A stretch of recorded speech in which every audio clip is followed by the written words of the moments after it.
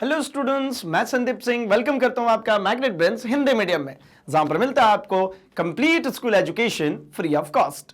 मतलब यहां पे कुछ चैप्टर्स देखने के बाद आपको किसी भी तरीके का कोई सा भी गोल्ड सब्सक्रिप्शन या प्रीमियम सब्सक्रिप्शन लेने की बिल्कुल भी जरूरत नहीं पड़ती, क्योंकि हम आपके लिए लेकर आते हैं क्वालिटी कंटेंट एक्सपीरियंस टीचर्स के साथ, वो भी फ्री ऑफ कॉस्ट। तो जैसा कि हम मिला करते हैं हमारे फिजिक्स सब्जेक्ट के साथ, और इन दिनों हम डिस्कस कर रहे हैं हमारे चैप्टर नंबर 7 जो कि है कणों के निकाय तथा घूर्णी गति की।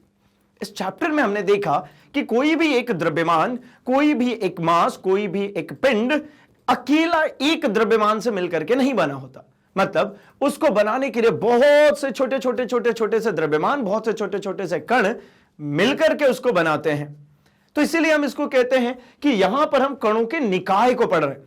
मतलब आप अगर नॉर्मली देखते हैं कि भाई एक बॉल है, ठोस एक बॉल है, लेकिन अगर हम उसको देखते हैं तो हम कैसा देखते हैं भाई कि वो एक पूरा बॉल नहीं है, उसके अंदर, बॉल के अंदर बहुत सारे छोटे छोटे से कण मौजूद हैं जिनका कोई एक द्रव्यमान केंद्र है। मतलब जहां पर सभी एक जगह पर कंसीडर किए जाता है कि सबका द्रव्यमान एक जगह पर है, जिसको द्रव्यमान केंद्र भी कहा। फिर उसी तरीके से हम समझते हैं उसमें मास का डिस्ट्रीब्यूशन, यानी द्रव्यमानों का हमने वितरण समझा। इसके अंतर्गत हमने इसके अंदर में समझा कि भाई घूर्णी गति क्या होती है। मतलब फर्स्ट पार्ट में हमने तो कणों के निकाय के बारे में पढ़ लिया। अगला क्वेश्चन है घूर्णी गति। घूर्णी गति का मतलब कि जब उसको घुमाया जाता है, जब उसको चलाया जाता है, जब वो घूम रहा होता है, तो घूमने के संदर्भ में हमेशा ऐसा देखा जाता है कि जिस अक्ष के परितः, जैसे इस अक्ष के परितः घूम रहा है, तो हमको पता है कि इस अक्ष के पास वाले द्रव्यमान कम में घूमते हैं और दूर वाले द्रव्यमान ज्यादा में घूमते हैं। मतलब एक्सिस से जितना दूर जाता है मुझे लगता है कि उसका वेग उतना ज्यादा है, तेज घूम रहा है, और पास वाला कैसा लगता है भाई। तो अल्टीमेटली मुझे समझ में आता है कि इसके जितने भी पार्टिकल्स है वो अलग अलग वेलोसिटी से मोशन कर रहे हैं। तो इसी के बारे में हम स्टडी कर रहे हैं कि भाई घूर्णी गति अल्टीमेटली है क्या। इसके संदर्भ में हम अब डिस्कस करने वाले सेशन में जड़त्व आघूर्ण को, ठीक है, और उसके साथ जड़त्व आघूर्ण के लिए हम निकालेंगे व्यंजक कि भाई जड़त्व आघूर्ण का व्यंजक कैसे प्राप्त कर सकते हैं, मतलब उसका मैथमेटिकल फॉर्म क्या है। तो चलिए इस सेशन को शुरू कर लेते हैं, क्योंकि अगेन मैं यही बात बोलूंगा कि ये जो चैप्टर नंबर 7 है वो बहुत बेहतरीन चैप्टर है, क्योंकि इसमें पूरे ही कॉन्सेप्ट्स भरे पड़े हैं और ये सभी कॉन्सेप्ट्स आपको लेकर के जाते हैं आपके सफलता की सीढ़ी तक। मतलब आप चाहे जेईई एस्पिरेंट हो, या फिर आप नीट एस्पिरेंट हो, या फिर आप किसी बोर्ड एग्जामिनेशंस के लिए सिर्फ तैयारी कर रहे हो, ये चैप्टर बड़ा ही मजेदार है, बहुत स्कोरिंग भी है, एंड ऐसा कह सकता हूं कि भाई साइंटिफिकली बहुत मजेदार आने वाला है। तो चलिए जरा शुरू करते हैं सेशन को। हमारा टॉपिक है भाई जड़त्व आघूर्ण, मोमेंट ऑफ इनर्शिया। तो इन शॉर्ट बड़े सिंपल लफ्जों में आपको समझा दूं तो मोमेंट ऑफ इनर्शिया वही चीज है, ठीक है, जड़त्व आघूर्ण बिल्कुल वही चीज है जो कि रेखीय गति में द्रव्यमान होता है। घूर्णी गति में जड़त्व आघूर्ण और रेखीय गति में द्रव्यमान ये दोनों सेम है। इसके जस्ट प्रीवियस वन सेशन में हमने कंपैरिजन भी देखा था, वहां पे हमने कंपेयर किया था कि किस तरीके से विस्थापन रेखीय गति का घूर्णी गति में कोणीय विस्थापन बन जाता है। रैखिक गति का जो विस्थापन था x, वो घूर्णी गति में जब आता है तो कोणीय विस्थापन थीटा बन जाता है। फिर ऐसे ही समझा था कि किस तरीके से ये dx अपॉन dt, मतलब विस्थापन बटा में समय जो वेग कहते थे, वो इधर आकर के d थीटा अपॉन dt में तब्दील होता है और वो बन जाता है एंगुलर वेलोसिटी, कोणीय वेग बन जाता है। एट द सेम टाइम जो चीज यहां पर डबल डिफरेंशिएशन ऑफ डिस्प्लेसमेंट था, यानी वेग बटा समय था, वही चीज यहां पर dv अपॉन dt भी इसको लिख सकता हूं, जो चीज यहां पर एक्सीलरेशन को रिप्रेजेंट कर रही थी, त्वरण को। एट द सेम टाइम यहां पर d theta upon dt square करिए या d ओमेगा अपॉन dt कीजिए, ये उसी बात को इंडिकेट कर रहा है, और यहां हम इसको अल्फा से डिनोट करते हैं। मतलब हमने ये समझा जो रेखीय गति, मतलब रेखीय गति का मतलब क्या था भाई, तो एक ऑब्जेक्ट अगर मान लीजिए सीधे सीधे एक ही दिशा में गमन कर रहा है, यहां तक, यहां से चल करके यहां तक अगर ये पहुंचा है, तो इस संदर्भ में जो गति की कैलकुलेशंस होती है, जितनी भी बातें हम इसके बारे में करते हैं, अगर यही चीज एक केंद्र के परितः, मान लीजिए ये हो गया इसका एक एक्सिस, इस अक्ष के परितः मान लीजिए एक ये कोई P पॉइंट है, ये इस अक्ष के परितः क्या कर रहा है, गोल गोल गोल गोल घूम रहा है, तो ये सारी बातें कैलकुलेट होगी कि भैया उसने क्या किया, कोणीय विस्थापन किया, कोणीय वेग हुआ, कोणीय त्वरण हुआ। एट द सेम टाइम कि जैसे हमने कहा था कि भैया यहां पर बल होता है ना, यहां पर जो फोर्स होता है यहां पर वही बल आघूर्ण हो जाता है। जो यहां पर फोर्स होता है वो यहां पर क्या हो जाता है भाई, टॉर्क हो जाता है, बल आघूर्ण में बदल जाता है। तो ऐसे ही तो मैं अब कह रहा हूं कि जो बातें आपने कही थी अब से पहले कि भैया F इक्वल्स टू होगा ma, तो मैं कहता हूं कि टाउ इक्वल्स टू हो जाएगा, ठीक है, I और अल्फा। अब ये I है कौन भाई, तो यही है हमारा जड़त्व, यही हमारा जड़त्व आघूर्ण। मतलब आप अगर इन दोनों में कंपैरिजन देख रहे हैं तो आपको ऐसा नहीं प्रतीत होता कि यही द्रव्यमान की जगह पर ये I आया हुआ है और ये A की जगह पे अल्फा आया हुआ है। मतलब जो बातें रैखिक गति में द्रव्यमान द्वारा प्रोड्यूस की जाती है, ठीक वही चीज घूर्णी गति में जड़त्व आघूर्ण द्वारा पैदा की जाएगी।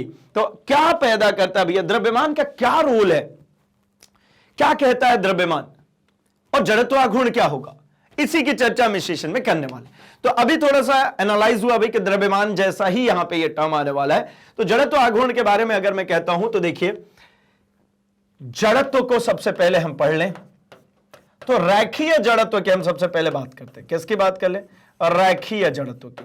रैखीय जड़त्व क्या कहता है भाई, तो रैखीय जड़त्व सीधे ये कहता है कि हर एक ऑब्जेक्ट की, हर एक द्रव्यमान की एक टेंडेंसी होती है to oppose the change of state. हर एक मास की एक प्रॉपर्टी होती है जिसके कारण वो क्या करता है, to oppose the change of state. Change of state का मतलब क्या भाई, वह स्वतः ही अपनी अवस्था परिवर्तन नहीं करता। अवस्था परिवर्तन मतलब अगर वह एक समान वेग से गति कर रहा होगा तो स्वयं से रुक नहीं जाता, और अगर मैं रोकने की कोशिश करता हूं तो वो उसका विरोध करता है। जो ये विरोध कर रहा है अपनी अवस्था में परिवर्तन का, इसी को तो हम कहते थे जड़त्व। अगर मैं ऐसे ही कहता हूं कि कोई वस्तु विरामावस्था में है, उसके ऊपर अगर कहा जाए तो खुद से वो चलना नहीं शुरू कर देगा, उसके ऊपर आपको एक बाह्य बल लगाना होगा। अगर बाह्य बल आपने उसके ऊपर लगाया है तो इट्स मे बी कि वो क्या करे, सबसे पहले अपोज करेगा, और उससे ज्यादा लगाया तो चलेगा। तो पहली फुर्सत में तो यह समझ में आती है कि प्रत्येक पिंड अपनी अवस्था में, मतलब वो गत्यावस्था में होंगे तो विराम में आने का, और अगर वो विरामावस्था में तो गत्यावस्था में जाने का विरोध करते हैं, रोकते हैं। भैया कहते हैं हम नहीं जाना, हम जिस स्टेट में हम भैया ठीक है। अगर मैं रेस्ट में हूं तो मैं रेस्ट में ही अच्छा हूं भाई, अगर मैं मोशन में हूं तो बोलता है मैं मोशन में ही अच्छा हूं, आप मुझे चेंज मत करो। तो मेरे चेंज का उसने क्या किया, विरोध किया, अपोज किया। दैट इज कॉल्ड जड़त्व, उसी को जड़त्व कहते हैं। तो जड़त्व आघूर्ण किसको कहेंगे, तो भैया वो सब रैखिक गति की बात थी। अब घूर्णी गति में आते हैं। घूर्णी गति जैसे ही मैं कहता हूं क्या समझ में आता है, एक अक्ष के परितः कोई घूम रहा है गोल गोल, एक अक्ष के परितः कोई गोल गोल घूम रहा है। तो जब वो गोल गोल घूम रहा है उस अक्ष के परितः, तो मैं कहता हूं कि भैया जब कोई गोल घूम रहा होगा तब उसकी टेंडेंसी है कि वो गोल घूमेगा। अब आप उसके ऊपर बाह्य बल लगा करके क्या करोगे कि ना ना मत घूम, रुक जा। अब उसके गोल घूमने को आप रोकोगे तो वो क्या कहेगा, भैया मुझे तो घूमना है। तो सबसे पहले क्या करेगा, वो आपका विरोध करेगा। जो जितना अमाउंट के साथ में, जितने अमाउंट के साथ में वो आपका क्या कर रहा है, विरोध कर रहा है, ठीक है, जितने अमाउंट के साथ में वो आपका विरोध कर रहा है, वो ही है उसका जड़त्व आघूर्ण। क्योंकि ऐसा हम कहते हैं ना, जड़त्व, रैखिक जड़त्व की बात करता हूं तो आपको पता है कि जो वस्तु जिस अवस्था में उसी अवस्था में रहना चाहती है, तो रैखिक जड़त्व का जो माप होता है, यही माप होता है किसका, द्रव्यमान का। कैसे कि अगर मान लीजिए कोई भारी वस्तु है, मतलब भारी क्यों कह रहा हूं, क्योंकि द्रव्यमान ज्यादा होगा तो वेट भी ज्यादा होगा, है ना। तो मैं कहता हूं अगर ज्यादा द्रव्यमान का कोई ऑब्जेक्ट है, कोई बड़ा सा ऑब्जेक्ट है जिसके पास मास ज्यादा है, अगर ऐसा है तो भैया ज्यादा द्रव्यमान का कोई ऑब्जेक्ट होगा तो इसकी अवस्था परिवर्तन करने में, और यहां पर एक और छोटा सा ले लेते, इसकी अवस्था परिवर्तन करने में, this is a and this is b, a की अवस्था परिवर्तन करनी और बी की अवस्था परिवर्तन करनी है, किसमें ज्यादा बल लगेगा, तो आप कहोगे कि भैया इस ए में कम बल लगेगा और इस बी को अगर अवस्था परिवर्तन कराना है तो ज्यादा बल लगेगा। रीजन है द्रव्यमान। क्योंकि इसका द्रव्यमान जो है वो ज्यादा है और इसका जो द्रव्यमान है वो कैसा है, कम है। अगर कम द्रव्यमान होगा तो आपको इसकी अवस्था चेंज करना। अवस्था चेंज करने से मेरा तात्पर्य सिर्फ और सिर्फ इतना है कि मोशन से रेस्ट और रेस्ट से मोशन, गत्यावस्था से विरामावस्था और विरामावस्था से गत्यावस्था में लाने में आपने जो बल लगाया है वो सीधे सीधे किसके डायरेक्टली प्रोपोर्शनल है भाई, इसके द्रव्यमान के। तो सीधी बात ना, जड़त्व किसका माप है, जड़त्व द्रव्यमान का माप है। तो जब जड़त्व द्रव्यमान का माप हो सकता है तो घूर्णी गति करते समय जो जड़त्व आघूर्ण होगा यह भी तो उसी के जैसा काम करेगा ना, किसका, द्रव्यमान के जैसा। क्योंकि यह भी क्या है, रैखिक जड़त्व का मतलब क्या बताया, tendency to oppose the change of state. मतलब क्या है भाई, ये विरोध करने का जो गुण है इसी को तो जड़त्व कह रहे हैं, रैखिक जड़त्व। अब रैखिक गति में जो विरोध कर रहा है उसको रैखिक जड़त्व, और घूर्णी गति में जो विरोध कर रहा है वो घूर्णी जड़त्व। घूर्णी जड़त्व को ही क्या कहोगे, जड़त्व आघूर्ण। क्या कहेंगे उसको, जड़त्व आघूर्ण। जैसे घूर्णी बल को क्या कह रहे थे, तो बल आघूर्ण। तो वैसे ही घूर्णी जड़त्व को क्या कहोगे, तो जड़त्व आघूर्ण। कितना आसान है ना, याद हुआ भाई। चलिए तो आइए जरा हम एक बार रीड करते। देखिए, वस्तु स्वतः ही अपनी स्थिति चित्र कण का जड़त्व आघूर्ण परिवर्तन करने में असमर्थ है, किंतु जब वस्तु पर उसकी स्थिति को परिवर्तित करने के लिए बाह्य बल लगाया जाता है तो वह वस्तु उसका विरोध करती है। वस्तु के इसी प्रवृत्ति को उसका जड़त्व आघूर्ण कहते हैं।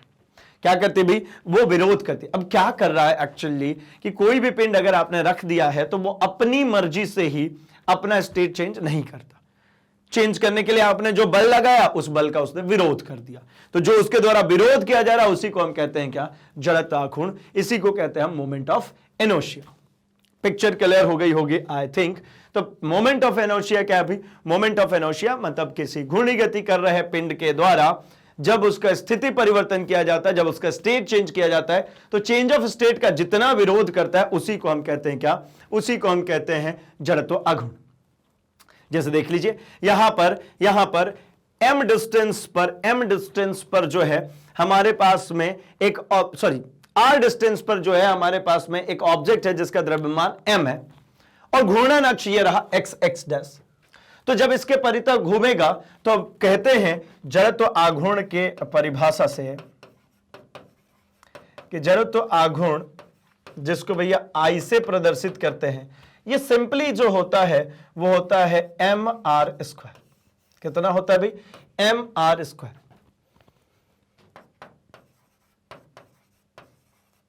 यानी द्रव्यमान इंटू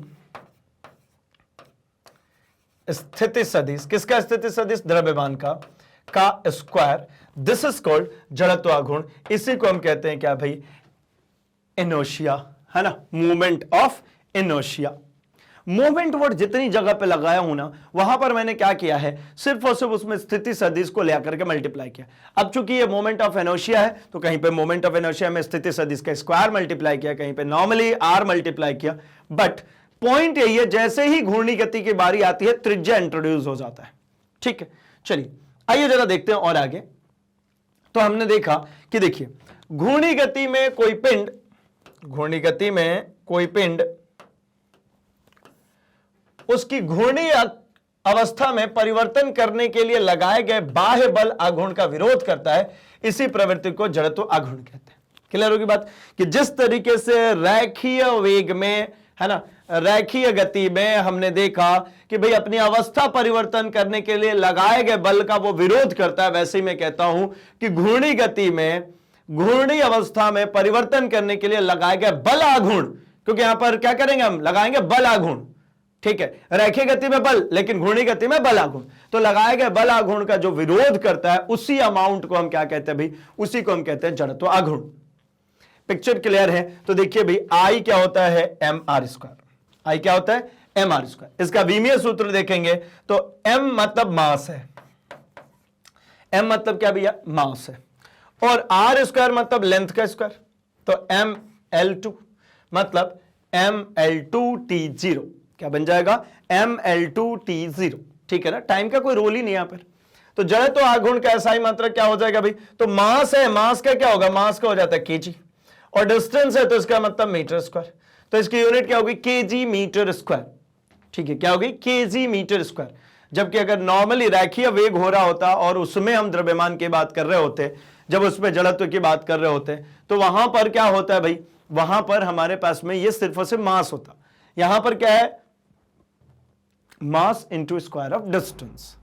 और स्क्वायर ऑफ डिस्टेंस कहां से भाई, तो उसके अक्ष से। कहां से है, उसके अक्ष से। अब इसमें कुछ कुछ बातें हैं, और वो बातें कुछ इस प्रकार हैं कि अगर मैं आपसे कहता हूं कि एक खोखला गोला है और एक बिल्कुल भरा हुआ गोला है, समान त्रिज्या के दो गोले हैं, एक है कैसा भाई, बिल्कुल भरा हुआ, ये बिल्कुल भरा हुआ गोला है, और एक खोखला गोला है। ठीक, ये बिल्कुल भरा हुआ गोला है और हमने एक लिया हुआ है ऊपर साइड में, क्या भाई, तो एक हमने लिया है खोखला गोला। तो जब मैं भरे हुए गोले को ले रहा हूं और यहां से मैंने ड्रॉ कर दिया क्या इसमें, तो ये एक अक्ष जिसके परितः इसको घूमना है। तो कहते हैं कि इन दोनों में से है ना,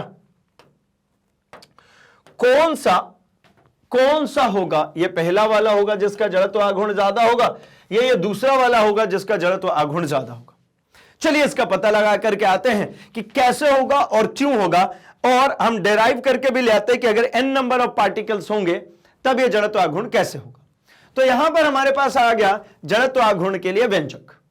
तो मैं क्या बोलता हूं ना कि भैया ये रहा हमारा एक द्रव्यमान, ये जो ये दिख रहा है ना, ये आड़ा टेढ़ा सा कुछ, ये एक पिंड है। अब भैया जब मुझे पता ही है कि दुनिया में सभी पिंड रेगुलर तो होते नहीं है कि भाई वृत्त है ना, घन है, घनाभ है, ऐसा ही होगा, ऐसा जरूरी तो है नहीं, रेगुलर पिंड्स होंगे। तो मैंने इरेगुलर ले लिया, ऐसे ही ले ली मैंने, और मैंने आपसे कहा कि भैया तो ठीक है, इसमें कुछ द्रव्यमान ले लीजिए, ये एक द्रव्यमान M1, ये एक द्रव्यमान मैंने मान लिया M2, ये एक द्रव्यमान मान ली मैंने M3। ऐसे आपको जितने मर्जी पड़े उतने द्रव्यमान आप मान सकते हैं। और इनका अक्ष जिसके परितः इनको घूमना है वो कौन से अक्ष पे है भैया, तो ये जेड अक्ष के परितः ये क्या कर रहे, घूम रहे। एक्स वाई ये रहा प्लेन, ये जेड अक्ष के परितः घूम रहे। तो मैं कहता हूं जरा इसके केस में कि मैं अगर कहूं कि माना m द्रव्यमान का पिंड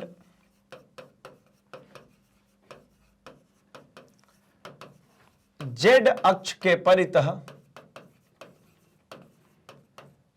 घूर्णी गति, पहले लिख ही देता हूं मैं सीधे, घूर्णी गति कर रहा है। क्या कर रहा है भैया, घूर्णी गति कर रहा है, यानी घूम रहा है। ठीक है, यदि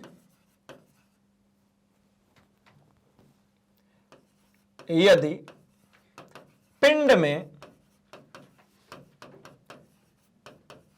द्रव्यमानों का वितरण, वितरण का मतलब आप समझ गए भाई कि ये जो मासेस है इसका डिस्ट्रीब्यूशन है ना, क्योंकि आपको पता है अगर एक कोई द्रव्यमान लेते हैं तो सभी जगह उसका घनत्व तो सेम नहीं होगा, कहीं पे उसका घनत्व तो कम, कहीं पे ज्यादा भी हो सकता है। तो द्रव्यमानों का वितरण M1, M2, M3 up to Mn कह लेता हूं, n नंबर ऑफ कण होंगे। यही तो कहते आ रहा हूं इस पूरे चैप्टर में कि एक बड़ा सा पिंड है तो वो अकेला नहीं है भाई, वो असंख्य द्रव्यमानों से मिलकर के बना है ना, असंख्य परमाणुओं से मिलकर के बना, मतलब असंख्य द्रव्यमानों से मिलकर के बना है। तो M1, M2, M3 up to Mn है, तथा अक्ष के परितः, किसके परितः भाई, अक्ष के परितः इनका स्थिति सदिश, भाई मुझे स्थिति सदिश चाहिए होगा, स्थिति सदिश इसका डायरेक्शन वेक्टर मुझे चाहिए, तो मैं कहता हूं इनकी पोजीशन वेक्टर, बेसिकली इनकी पोजीशन वेक्टर है ना, स्थिति सदिश मैं कह लेता हूं R1 है, R2 है, R3 है, अप टू कह देता हूं Rn है। ठीक, अतः इन सभी कणों द्वारा, अब भाई एक कण है ना, एक कण अपना इनर्शिया के लिए जिम्मेदार है, अपने जड़त्व के लिए जिम्मेदार है, दूसरा कण दूसरे के लिए। भाई मुझे पता मैं एक छोटा सा पार्टिकल हूं, एक छोटा सा कण हूं, तो मुझे पता ये एक छोटा सा कण है, इसको ये पता है कि भैया अगर तुम मुझे विरामावस्था से गत्य अवस्था में लाओगे, गोल घुमाने की कोशिश करोगे, तो मैं उसका विरोध करूंगा। और अगर मैं घूम रहा हूं और तुम मुझे रोकने की कोशिश करोगे तो भी मैं विरोध करूंगा। इसको इससे मतलब नहीं है कि ये M2 विरोध कर रहा है कि नहीं कर रहा। ऐसा नहीं कि भैया पूरी भीड़ विरोध करे तो हाँ हाँ हम भी विरोध करेंगे, ऐसा कुछ नहीं है। अगर M1 ने विरोध किया तो M2 को उससे कोई वास्ता नहीं, M2 ने विरोध किया तो M3 कोई वास्ता नहीं। सभी को पता है कि मैं विरोध करूंगा बस। तो जब सबको पता चल ही गया कि भैया मैं सुधर जाऊंगा, तो सभी सुधर गए तो पूरा माहौल तो सुधर ही गया। तो क्या हुआ भैया, इन सभी कणों द्वारा उत्पन्न जड़त्व आघूर्ण, सीधे लिख लेता हूं। अल्टीमेटली मैं क्या करूं भाई, इसके ऊपर मैं एक बाह्य बल लगाऊंगा तो ये क्या करेंगे, उसका विरोध करेंगे। ठीक है, तो मैं कहता हूं कणों द्वारा इन सभी काम करते, इन सभी कणों पर बाह्य बल आघूर्ण, पूरा ही लिख देता हूं, खत्म बात। बाह्य बल आघूर्ण, अगर बाहर से एक बल लगाते हैं, बाह्य बल आघूर्ण लगाने पर इनमें उत्पन्न जड़त्व आघूर्ण, कितना जड़त्व आघूर्ण उत्पन्न होगा, आघूर्ण क्रमशः, अपने को पता है भाई कि हमने अभी देखा I इक्वल्स टू हमने अभी जस्ट पढ़ा क्या होता है, mr square, I equals to mr square. तो अगर मैं कहता हूं कि जड़त्व आघूर्ण I1 I2 I3 है तो क्या मिलेगा, जड़त्व आघूर्ण I1 बराबर कितना, तो m1 r1 स्क्वायर। ऐसे ही I2 जो होगा वो किसके द्वारा भाई, तो m2 r2 स्क्वायर। ऐसे ही अगर I3 जड़त्व आघूर्ण उत्पन्न किया जा रहा होगा तो किसके द्वारा, तीसरे मास के द्वारा। तो तीसरे मास की स्थिति सदिश भी अप टू In जो जड़त्व आघूर्ण होगा वो mnth पार्टिकल Rn का स्क्वायर। अतः अब जरा देखिए, अब पिक्चर यहां से बनाते हैं क्या, अतः कुल जड़त्व आघूर्ण, अतः क्या निकालना, कुल जड़त्व आघूर्ण, टोटल जड़त्व आघूर्ण जो होगा वो कितना होगा, आई नेट की बात कर रहे हैं। तो भैया आप क्या बोलोगे, आप बोलोगे कि ये काम करो ना, I1 plus I2 plus I3 up to In, जितने भी कणों के द्वारा जड़त्व आघूर्ण प्रोड्यूस किया गया उन सभी के जड़त्व आघूर्णों को क्या करो, ऐड कर दो, तो आपको फाइनल मिल जाएगा। दैट मीन्स I नेट बराबर I1 I2 I3 आपको सबको करना है। तो I1 मतलब कितना हो गया भाई, तो ये हो गया m1 r1 square plus m2 r2 square plus m3 r3 square up to मैं कहता हूं mn rn स्क्वायर। चलेगा, तो ये सबको जोड़ ही तो रहे ना, तो मैं ऐसा कह लूं तो क्या दिक्कत है, कुल जड़त्व आघूर्ण I बराबर, यह सबको अगर प्लस करना होता है तो can we written as this is summation of I equals to 1 to n mi ri का स्क्वायर। आई होप इसमें कोई एतराज नहीं हो किसी को भी।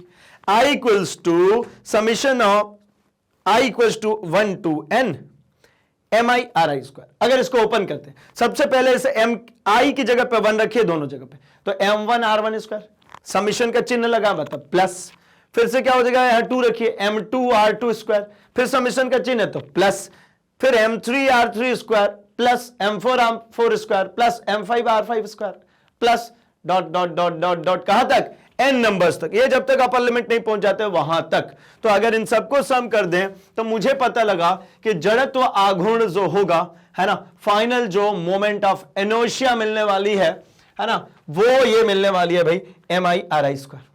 दो ही पिक्चर थी इस चैप्टर के अंदर, वो कायदे से देखें, CGMI, CG मतलब सेंटर ऑफ ग्रेविटी, गुरुत्व केंद्र।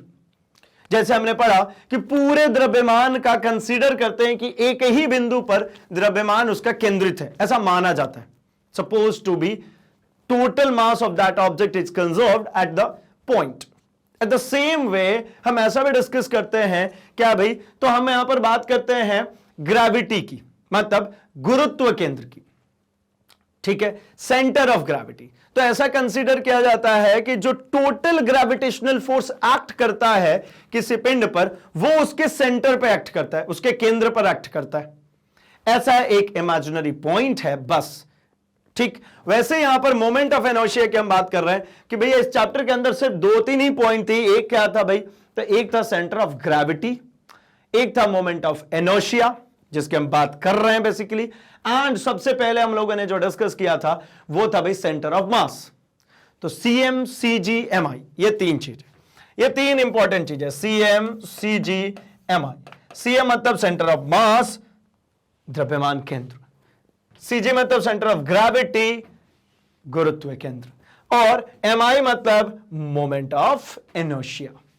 चलिए, तो भैया इसका स्क्रीनशॉट रखिए क्योंकि ये काफी इंपॉर्टेंट होने वाला है।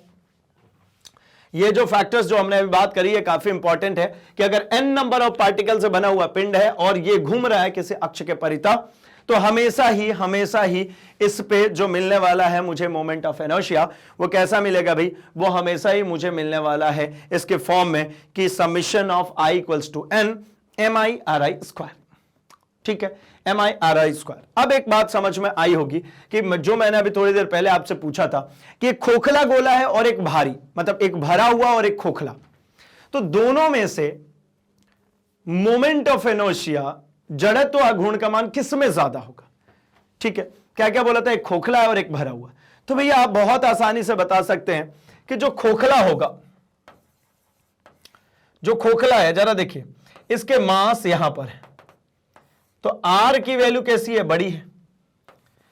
मास जो होता है वो लगभग, अगर एक पिंड लेंगे तो उस पिंड का हर एक कण लगभग इक्विवेलेंट मास का होता है, लगभग बराबर द्रव्यमान का होता है उसके हर एक कण। तो यहां से यहां तक की जो दूरी है वो कौन है भैया, R। तो सीधा सिंपली यहां से समझ में आ रहा है कि I जो है वो डायरेक्टली प्रोपोर्शनल है किसके, I जो है वो डायरेक्टली प्रोपोर्शनल है R स्क्वायर के। I जो है वो समानुपाती है किसके, दूरी के वर्ग के।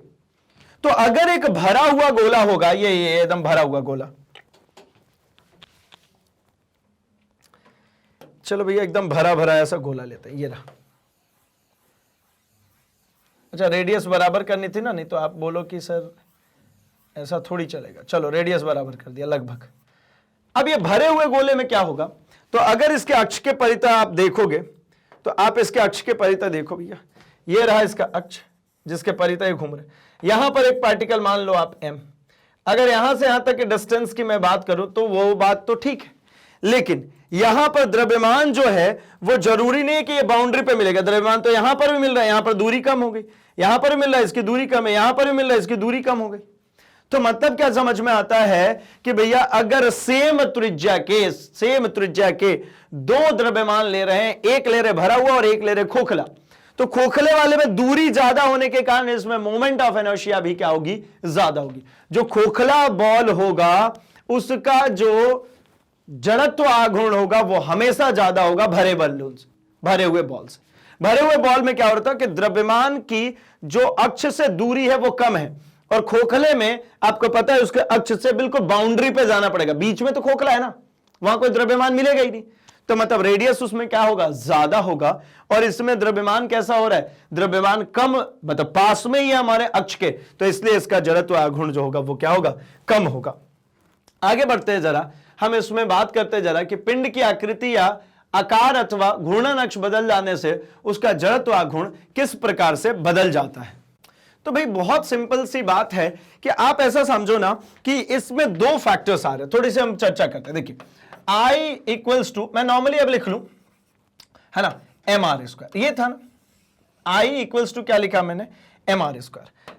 क्या यहां से क्या मिलता है आपको, क्या क्या बातें समझ में आती है। तो एक तो पहली बात तो ये समझ में आती है कि जड़त्व आघूर्ण जो है, जड़त्व आघूर्ण जो है ये डायरेक्टली निर्भरता किसके ऊपर है भाई, द्रव्यमान के ऊपर निर्भरता है। किसके ऊपर, द्रव्यमान के ऊपर। दूसरी निर्भरता जड़त्व आघूर्ण की किसके ऊपर है भाई, जड़त्व आघूर्ण की दूसरी निर्भरता हम कहें तो दूसरी निर्भरता है किसकी, तो यह है स्थिति सदिश पे। अब जैसे ही आपने स्थिति सदिश की बात करी तो एक पॉइंट क्लियर होता है, तीसरा फैक्टर भी है यहां पर कि जड़त्व आघूर्ण जो है ये तीसरा निर्भर करेगा किसके? अक्ष के, जिस अक्ष के परितः घूम रहे उस अक्ष के। अब अक्ष के परितः घूमने से क्या हो रहा है, तो एक पॉइंट समझिए, अगर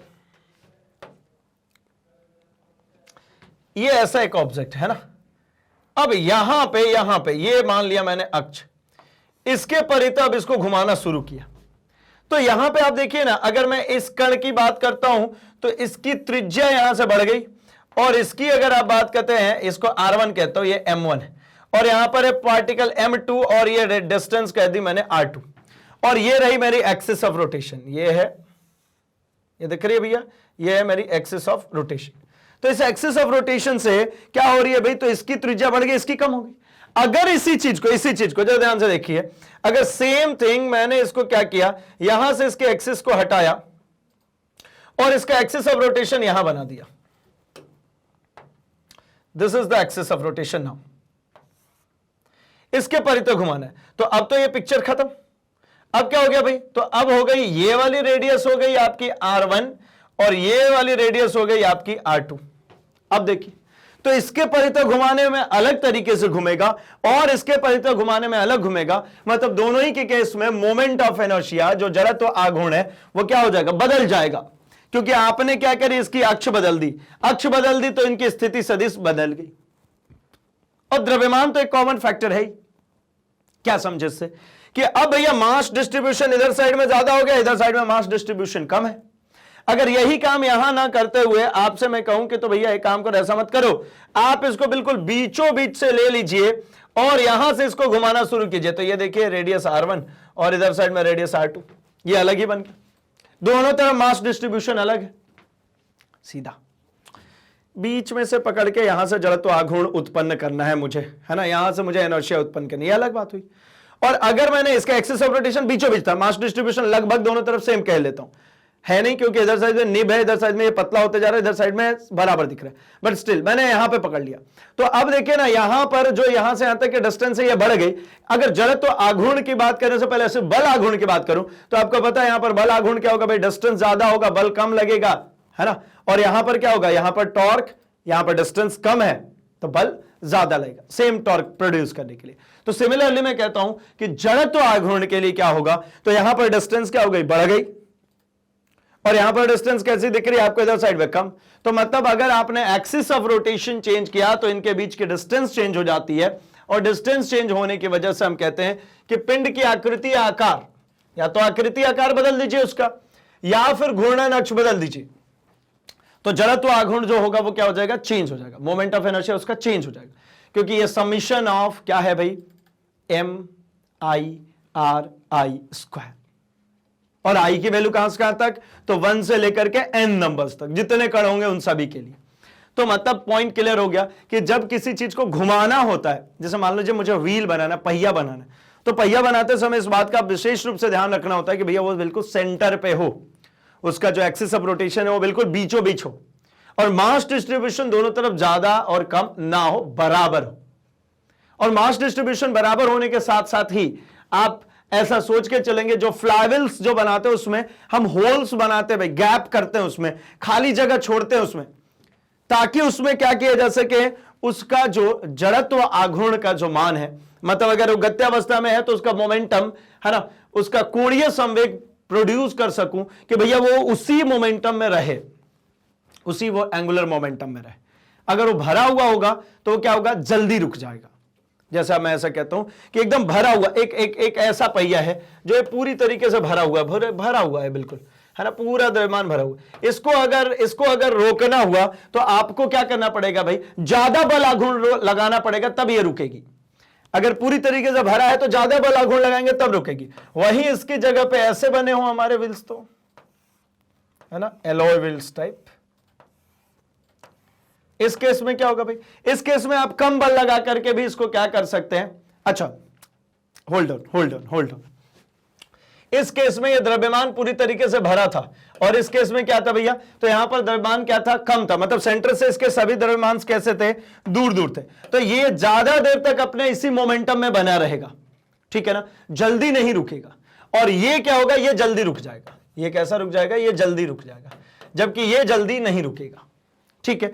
तो ये ही कारण होता है कि हम उसमें क्या गैप्स भी बनाते हैं, है ना, व्हील्स में क्या करते हैं, गैप्स बनाते हैं, ठीक है। क्योंकि हमने अभी क्या देखा कि सेंटर से जैसे जैसे दूरी बढ़ाते जाएंगे, सेंटर से जैसे जैसे दूरी, मतलब एक्सिस ऑफ रोटेशन से जितना दूर जाते जाएंगे, अल्टीमेटली आप किसको प्रोड्यूस करना चाहते हैं भाई, कि एक्सिस ऑफ रोटेशन से मैं दूर आया हूं, मतलब आर स्क्वायर की वैल्यू में बढ़ा रहा हूं।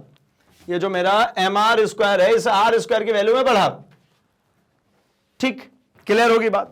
चलिए, तो दो बातें हमको समझ में आई कि जिस तरीके से एक बाह्य बल काम करता है, समझिएगा, एक बाह्य बल काम करता है, तब जाकर के जड़त्व जो हमको ऑफर होता है, अगर बाह्य बल इस जड़त्व से ज्यादा हो तो फिर उसमें हमको परिवर्तन देखने को मिलता है, चेंज देखने को मिलता है। मतलब मैं आपसे कहता हूं कि भैया एक ये बॉल, एक ये ऐसा पत्थर है, मैं उसके ऊपर एफ अमाउंट का फोर्स लगा रहा हूं, इसने कुछ ना कुछ मुझे क्या किया, अपोज किया, रोकने की कोशिश करी, और जितना मुझे रोकने की कोशिश करी उसके बाद जो बचा हुआ है उसकी वजह से ये किस में आ जाएगा, गति में आ जाएगा, ये चलना शुरू कर देगा, ठीक है। ये कितना होगा भाई, तो मैं कहता हूं ये फोर्स इनर्शिया का एफ आई, तो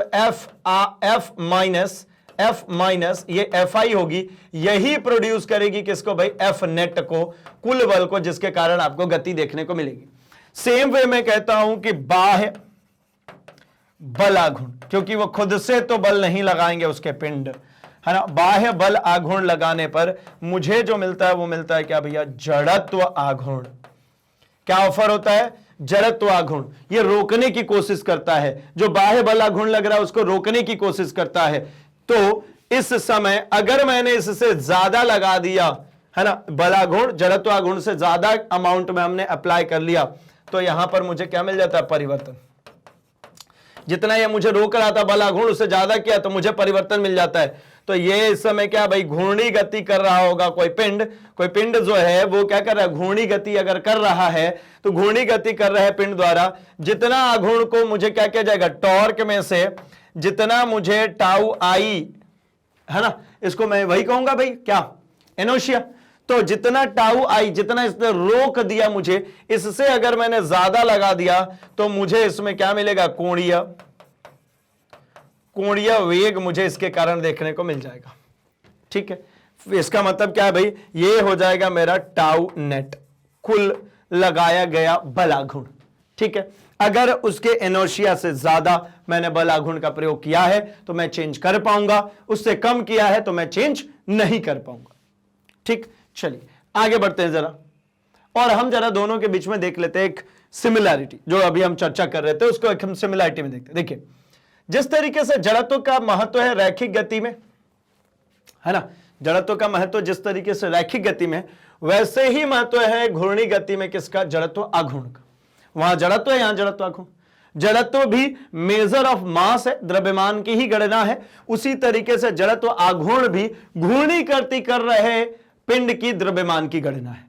ये किसकी गणना है, घूर्णी गति कर रहे द्रव्यमान की पिंड की गणना है, ठीक है। और जड़त्व में क्या है भाई, तो जड़त्व में हमने बात करी थी कि जो रैखिक गति कर रहा है ऑब्जेक्ट, जो द्रव्यमान रैखिक गति कर रहा है उसकी गणना है। इसमें वस्तु का जड़त्व उसके द्रव्यमान पर निर्भर करता है, जबकि किसी कण का जड़त्व आघूर्ण उसके द्रव्यमान तथा घूर्णन अक्ष से उसकी लंबवत दूरी दोनों पर निर्भर करता है। यहां पर सिर्फ और सिर्फ ये मास पे, अगर मास ज्यादा होगा तो इनर्शिया ज्यादा होगा, मास कम होगा इनर्शिया कम होगा।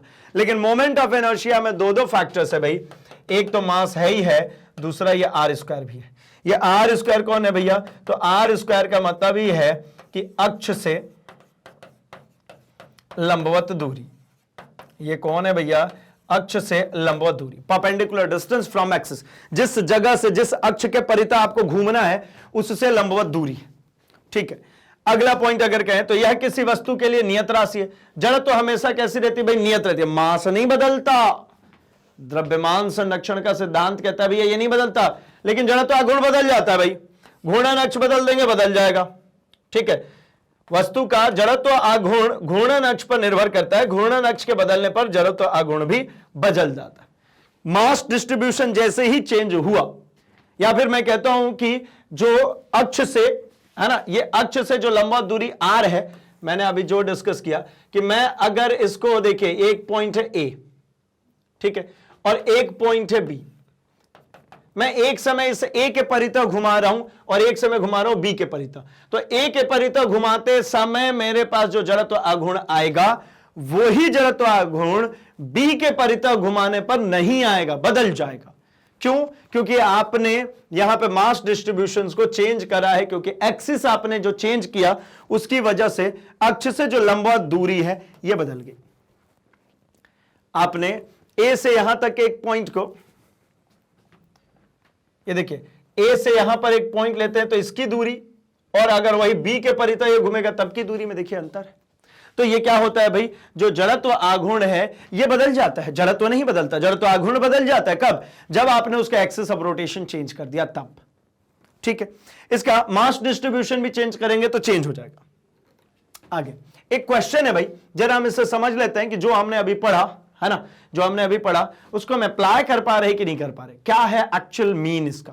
तो देखिए, मैं कहता हूं कि 3 और 4 किलोग्राम के दो बिंदु द्रव्यमान क्रमशः दो पॉइंट्स दिए हुए, दो कोऑर्डिनेट्स दिए हुए, मतलब मेरे को दिया गया है भाई m1 की वैल्यू, मैंने बोला था ना कि न्यूमेरिकल्स जैसे ही दिखे आप गिवन डेटा लिखो भैया, बनेगा, बिल्कुल बनेगा। m1 की वैल्यू कितना है भैया, ये है मेरे पास 3 kg, और m2 की वैल्यू कितनी है मेरे पास, ये है 4 kg।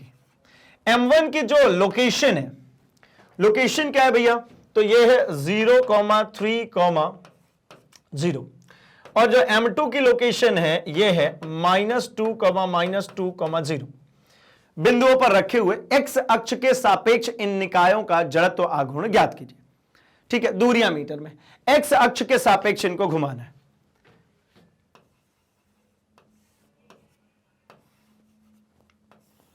ये हो गया भैया मेरा x अक्ष, ये y अक्ष और ये z अक्ष। यहां पर दो बिंदु द्रव्यमान है ना, दो बिंदु द्रव्यमान है 3 और 4 किलोग्राम के, ठीक है, जिनकी दूरी अगर ध्यानपूर्वक देखें तो 0,3,0 है। तो 0,3,0 का मतलब है कि भाई ये तो पहला जो 3 किलो है, पहला जो 3 किलो है वो तो यहीं पर रखा हुआ है, ठीक है ना। इसकी लोकेशन देखिए 0,3,0, तो मतलब ये क्या है भाई, ये जो है ये केंद्र पर तो नहीं, हमारे पास में देखिए x की वैल्यू 0 है, y की वैल्यू 3 है, और जो z की वैल्यू है वो भी 0 है। मतलब ना तो ये x z एक्सिस पर है, ना ही ये x एक्सिस पर है, ये अल्टीमेटली कहां पर है भाई, तो ये y एक्सिस पर यहां कहीं पर है ना, क्योंकि y की वैल्यू कितनी मिल रही है मेरे को, 3 यूनिट। y की यूनिट 3 मिल रही है, मतलब इस एक्सिस की वैल्यू कितनी होगी भाई, तो इस पॉइंट को अगर आप लिखते हैं तो इस पॉइंट को क्या लिख सकते हैं, ये पॉइंट है मेरा 0,3,0। और दूसरा जो पॉइंट है, हालांकि ये पॉइंट बनाने की जरूरत नहीं पड़ेगी आपको, मैं तो डायरेक्टली भी करा दूंगा, लेकिन एक बार आपको विजुअलाइज भी तो करा दूं कहां है, कैसा ऑब्जेक्ट। दूसरा है -2,-2,0, मतलब z एक्सिस की वैल्यू कितनी है, ये आपके x की है, ये y की है, और ये z एक्सिस की, z एक्सिस की वैल्यू 0 है, y और x वो भी कौन सा भाई, नेगेटिव x और नेगेटिव y। तो नेगेटिव x की वैल्यू अगर देखिए, इसको तो हटाना पड़ेगा मुझे, नेगेटिव x की वैल्यू देखिए, तो ये x था तो इधर कहीं पर नेगेटिव x होगा, है ना, और ये y था तो इधर कहीं पर नेगेटिव y होगा। ठीक है, मतलब ये वाला जो प्लेन है इसके जस्ट पीछे एक प्लेन है, वहां पर यहां कहीं पर है एक पॉइंट जिसकी वैल्यू अगर यहां से देखेंगे आप तो ये है -2, और यहां से भी अगर आप देखते हैं तो ये भी है कितना, -2, यानी इस पॉइंट की जो लोकेशन है वो है -2, -2,-2,0। ये दो बिंदुओं का एक निकाय है, मैं इसका कलर ही चेंज कर देता हूं, ये है मेरा एक दो बिंदुओं का निकाय, है ना, ये है मेरा एक दो बिंदुओं का निकाय, मैं इन दोनों को ज्वाइन भी कर देता हूं, ये है एक दो बिंदुओं का निकाय मेरा, ठीक है, जो कि हमारी दोनों बिंदु हैं। अगर मैं इसको कहता हूं ये है मेरा m1, और यहां पर जो रखा है वो है m2। इसको क्या करना है भाई, z अक्ष के परितः घुमाना है। अगर आप ध्यानपूर्वक देखें ना तो ऐसे रखा हुआ है, इसको z अक्ष के परितः घुमाना है, ऐसा ये घुमाना है, ऐसा इसको क्या करना, घुमाना है, ऐसा इसको घुमाना है। तो z अक्ष के परितः घुमाएंगे तो कह रहे जरा तो आघूर्ण निकालिए, तो देखिए जड़त्व आघूर्ण बराबर, हमने तो यही पढ़ा अभी कि I इक्वल्स टू होता है summation of I equals to 1 से n, क्या भाई, तो MI/RI का स्क्वायर। अब एक एक करके करें, इसको एक्सपांड करेंगे अगर आप, तो समीशन ऑफ M1 ये कितना हो जाएगा, M1R1 square plus M2R2 square. आइए चलिए करें, M1 की वैल्यू x एक्सिस से सिर्फ और सिर्फ लेनी है ना, x अक्ष के परितः लेना है, जरा तो आगुण x एक्सिस के परितः, तो Ix लिख लेता हूं मैं। Ix कितना हो जाएगा भाई, तो M1 की वैल्यू आपको पता है 3, और R1 की वैल्यू x एक्सिस से इसकी डिस्टेंस कितनी है, 0। x एक्सिस से इसकी डिस्टेंस कितनी है, x एक्सिस पर इसकी कोई वैल्यू नहीं है, तो ये होगी भैया 0। ये y अक्ष पे लाई कर रहा है तो मतलब इस पे कोई खत्म है, बात ही खत्म। प्लस M2 की बात करिए, M2 कहां लाई करे, तो दोनों प्लेन से -2 पे, तो M2 की वैल्यू तो हो गई 2 और इंटू R2 स्क्वायर, मतलब ये -2 का क्या है भैया, स्क्वायर है।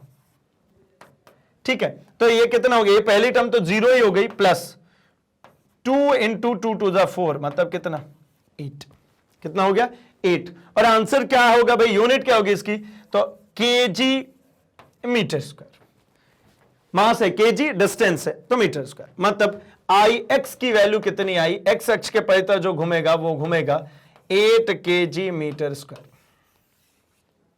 x के परितः जब घूम रहा होगा तो जड़त्वाघूर्ण कितना है उसका, 8 kg मीटर स्क्वायर। तो मतलब इसकी बहुत हद तक हमें रिक्वायरमेंट नहीं पड़ती डायग्राम की, बट आपको एक बार जनरलाइज करने के लिए, विजुअलाइज करने के लिए तो रिक्वायर्ड होगी ही ना, क्योंकि हम फर्स्ट टाइम अभी इसको कर रहे हैं, तो भैया हमें इसकी जरूरत पड़ेगी। क्लियर हो गई बात। चलिए थोड़ा सा और आगे बढ़ते हैं और हम इसकी सिग्निफिकेंस को जरा समझते हैं। अगर मैं इसकी सिग्निफिकेंस की बात करूं, है ना, मतलब इसकी फिजिकल सिग्निफिकेंस, वास्तव में इसकी आवश्यकता क्यों होती है और कैसे होती है, तो देखिए जड़त्वाघूर्ण का भौतिक महत्व, मतलब मैं कह सकता हूं कि रैखीय गति में जो महत्व द्रव्यमान का होता है, घूर्णी गति में वही महत्व जड़त्वाघूर्ण का होता है। ये तब से हम चर्चा करें, इनिशियल सेशन स्टार्ट हुआ तभी मैंने आपको यह बात क्लियर कर दी थी कि जिस तरीके से हमें रैखीय गति में द्रव्यमान जो स्थान रखता है, घूर्णी गति में वही स्थान रखता है कौन भाई, हमारा जड़त्वाघूर्ण। तो इस संदर्भ में हमारे पास में दो अलग अलग ऑब्जेक्ट्स आपको दिख रहे हैं, एक ऑब्जेक्ट ए और एक ऑब्जेक्ट बी। ऑब्जेक्ट ए पूरी तरीके से ये भरा हुआ है, ऑब्जेक्ट बी जो है ये अक्ष से इसके जो पार्टिकल्स है वो थोड़ी दूरी पर रखे हुए। अब इस केस में अगर आपसे मैं कहता हूं तो आप पहले तो रैखीय जड़त्व की बात समझिए।